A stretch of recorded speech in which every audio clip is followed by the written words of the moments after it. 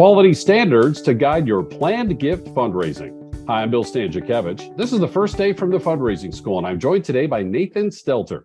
Nathan is president of the Stelter Company, which is a national consulting firm on nonprofit leadership and fundraising, headquartered in Des Moines, Iowa. He also chairs the board of the National Association of Charitable Gift Planners, which has just issued a list of standards to guide us in our planned gift fundraising. And Nathan, thanks so much for being with us on the Fundraising Schools podcast. Thanks, Bill. Appreciate the invite. So by means of introduction, tell us a little bit more about the Stelter Company. Sure. Yeah, no, we're a national plan giving marketing firm headquartered, as you mentioned, in Des Moines, Iowa. Grandfather founded it about 60 years ago and work with about 1,200 charities around the country, just helping them identify their best donors, figure out ways to communicate and educate and motivate them. Wonderful work, very important work that you're doing, especially with the significant increase in interest around planned giving that the National Association of Charitable Gift Planners identified in a survey a couple of years ago with Martson Lundy. We have a podcast in our archives with Michael Kenyon on that topic. Michael leads the association, and Nathan is board chair. Nathan, for folks who don't know, what is the National Association of Charitable Gift Planners? Yeah, the National Association of Charitable Gift Planners, or CGP as we call it, is really the national member support organization for fundraisers and nonprofits around the country to help them advocate, educate, and really as you mentioned, the growth in this industry help them maximize their opportunities. A lot of donors, as we all know, get stuck in the checkbook mentality and don't necessarily think of their assets and think of other ways they can support and leave legacies at organizations that are near and dear to them. So our goal is to support this industry, support the nonprofits in this industry, and our fundraisers that are trying to be the best fundraisers they can. And CGP has come out with the national standards for gift planning success. Now, Nathan, your grandfather was doing this 60 years ago. Why now for these standards? Well, it's kind of the old adage of better late than never. But as plan giving continues to get more focus as a great tool to diversify revenue at charities around the country, everybody goes about it a little bit differently. Annual giving, major gifts, things that have a very immediate return on investment are easy to navigate, easy to metric and show success with. Plan giving has a longer tail. It's not necessarily based on the organization's timeline when these gifts mature or realized, but based on obviously the donors and their own life. So after really trying to figure out, working with a lot of amazing volunteers, both at charities around the country and other consulting organizations around the country, how do we metric? How do we know as a fundraiser or organization you're having success?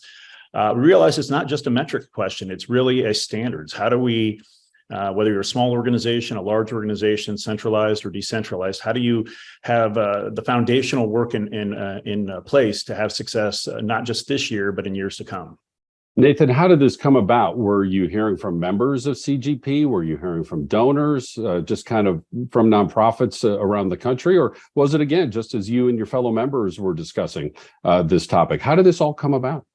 Yeah, a great question. It really started a couple of years ago as solely a metrics initiative. The question is always comes up, whether it's at the board level at the charities we work with or at the leadership level, on how do we know if we're having success? What are the metrics? Are they leading activity-based metrics? Are they lagging gift or intention-based metrics? How do we really make sure? And a group got together and really tried to identify this and realized very quickly in the CRMs that we use, whether it's Blackbaud, Salesforce, all the others, we talk about things differently. Our nomenclature is different organization to organization. And so I realized that the metrics were just one aspect of really what makes a successful program. And ultimately decided a group of us to kind of take a couple steps, the old adage of slowing down to speed up, took a step back and really thought about this in a more holistic way, that there's really a need for standards that talk about the support we need to garner from our leadership, about the sustainable nature of how we need to build our programs, and really the donor-centric focus that we need to have when working side by side and one-on-one with donors.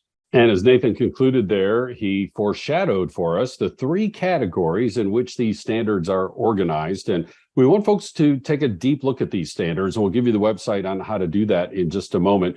But that first category, Nathan, is support from the top. What do you folks mean by that? Well, we know the long nature of which plan giving is you have to, this isn't something where the board or the leadership puts forth a budget or staff or resources for this year. It is a long-term nature. We don't know when donors are like us. They procrastinate their planning. We don't want to sit and think about their finances and the mortality. And so these things take time. And so inevitably, you're always looking for how does leadership understand the value long-term of this type of philanthropy? And what are the things that researchers like Russell James and others have provided us that we can package up and provide to CEOs, to foundation leadership, to VPs of advancement to help really build a sustainable program for the future for every organization. Nathan, that touches on a question we receive all the time at the fundraising school when we teach on planned giving, either the individual module and principles and techniques of fundraising or the course that we have. And people say, how can I talk my CEO into the importance of this? Or how can we persuade our board to approve the new fundraising plan that includes a substantial increase in the amount of planned gift fundraising that we're doing? Because either the CEO and or the board, they're going to say, well, what about the annual fund? Are we going to be able to hit our annual goal and pay all of our bills this year? How can fundraisers have that conversation with the people they report to? Well, and that's exactly why we started with this first really kind of pillar with the standards. I mean, there's 16 standards, but that first pillar is so critical because it is the education. It is, and I really love, and one of the stories I like to share is one of the things that Russell James, renowned researcher at Texas Tech, has done in the space of planned giving, where he actually approached his board and put one of their peer institutions side by side with Texas Tech and showed how they were not in the same ballpark, I guess, as far as their planned giving a program is concerned. And he broke down the vernacular. Planned giving, a lot of people don't know necessarily what that means, but he broke it down into terms that board can understand, to major gifts of assets. The board understood what major gifts were. They've been asked for major gifts. They understand assets. He was able to kind of put this into more common language and really be able to make the case. The other side of what he also did is show that where a lot of people talk about the annual giving, and there used to be the old concern of we talk about planned giving and these deferred gifts that people won't give here and now. Dr. James has found through his research of over 1,990s that once somebody makes that planned gift intention known, their annual gift actually tends to go up in size.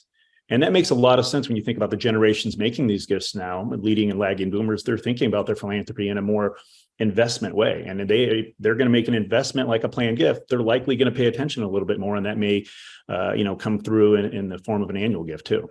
And Russell James, a mutual friend of CGP and the Fundraising School. In fact, he's the author of our chapter on planned giving in Achieving Excellence in Fundraising, the 5th edition that just came out in 2022. The next category of standards, ability and capacity to execute. How can you describe that pillar for us, please? Yeah, I mean, this is really about building the foundational efforts for long-term success. I mean, it's very easy with all the things we all know. Fundraisers are asked to do more with less all the time, and planned giving, while important, may not be a big part of their job description, they make 15%, 25% of their time. And so, what is realistic to actually, how do you have that candor? And we've actually built some assessments into the website so you can actually have that candid understanding of where do we have gaps, where are we really doing well. But this is really that key area of looking at the next 12 months and planning out 24 to 36. What can I realistically do as a one-person shop or a half-person shop? You may see or hear at a conference or see from one of your peers down the street at another charity, go, look at all the success they're having in planned giving. Yeah, but it took time to get there. And so how do we really build the kind of crawl, walk, run strategy that's important, and also be able to articulate that again up to our leadership on why we're doing it this way? These first two pillars have talked about leading up to the folks we report to as fundraisers, the CEO and the board of directors. The next level of standards have involved our organizational readiness and us as fundraisers being ready. But this last pillar, Nathan reminds us that this needs to be donor-centric. That last pillar, donor-centric engagement and management. What guidance are we going to find there? Yeah, I mean, obviously, donor centricity has been a big focus. Penelope Burke's done a ton of work in that area. But obviously, when we think about planned giving, and one of the things I'm bullish of coming out of the pandemic period is the importance of stewardship, the importance of really, it's easier to build a planned gift donor into a bigger planned gift donor than it is to find a new one. And so how do we make sure, even though we have all the key performance indicators and goals that come down to us on what we need to close and accomplish year in, year out, how do we keep the donor intent first and forthright? How do we make sure while we have these great vehicles and tools that we at our disposal in planned giving, that it's really driven around what the donor wants to to see and what they want their legacy to be. So really, that's a critical nature. And it does come down to that metrics too. It's very easy to say, well, we need X amount of gift annuity proposals, or we need X amount of gifts closed. But it really needs to be thoughtful and mindful around what is the most important thing when it comes to that donor, because they're really seeing us when they make these types of transformational gifts as an extension of their family. And so we want to make sure that they feel that and see that in those gifts as well. Nathan, as I tap into your expertise and ask you for some final advice you might have for fundraisers and planned giving, what would you say to just fundraisers overall on the importance of incorporating planned giving into all of their fundraising strategies, especially if they think, I don't understand all of the legal rules and regulations and details, or again, I'm not sure we have the staff and agency capacity, or, again, we have the demand of our annual fund and our major gifts, or maybe even a comprehensive campaign. What advice do you give to fundraisers on the importance of planned giving overall?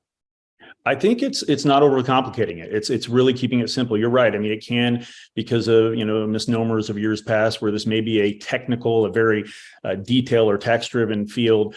And yes, those things have a role, but ultimately, most gifts are going to come through a will of request. They're going to come through simple things that donors have control over, and control is a really important thing, especially with the fluidity of what's gone on the last couple of years of pandemic, but obviously the economy and so forth. So I think that it's really not overthinking it, and it's being realistic and simple. I mean, it's the simplest thing is really reminding people of the other ways that they can give, and reminding them of how they can extend their current gifts and that great relationship they have with you now in your organization into perpetuity. I think the idea and the growth in blended giving is terrific, because people do want to see the impact of something now, but also want to know that you also have that impact down the road based on how they decide to set that up. So again, keeping it simple, not overthinking it, and being realistic with yourself. I do really love what we've done with the CGP, with these assessments that we built into the standards, because it gives you, whether it's yourself, your staff, your board, your leadership, it gives you a way to really kind of see where can you grow and what makes sense for the type of organization or the size of the organization you are today. The importance of planned giving, and very importantly, standards to guide us in our planned giving, the National Standards for Gift Planning Success from the National Association of Charitable Gift Planners. And their website, quite clearly, is charitablegiftplanners.org. charitablegiftplanners.org. And you can find these standards. We're so grateful to Nathan Stelter. He's the president of the Stelter Company, and you can see his significant expertise on fundraising and planned gift fundraising that he and his colleagues are delivering through their national fundraising consulting firm. And I know CGP is thrilled that Nathan finds time to volunteer and serve as board chair of the National Association of Charitable Gift Planners. Now, planned giving is one of the topics we cover here at the Fundraising School, and more than 24 what we call our public courses that lead to 4 different certificates. You can just take a course or a combination of courses. It's your choice, either in person or online, or a combination of both in the United States and anywhere around the world. We can also custom tailor our coursework specifically for your nonprofit at your location, in your region, for your association, in our custom training programs. We have quarterly webinars and these free podcasts. And I mentioned our textbook, Achieving Excellence in Fundraising, all on our website at philanthropy.iupui.edu/the Fundraising School. So grateful again for our guest, Nathan Stelter. Our producers today are Jennifer Boffman and Mike Anthony. I'm Bill Stanczykiewicz. And now you are now more fully informed on this first day from the Fundraising School.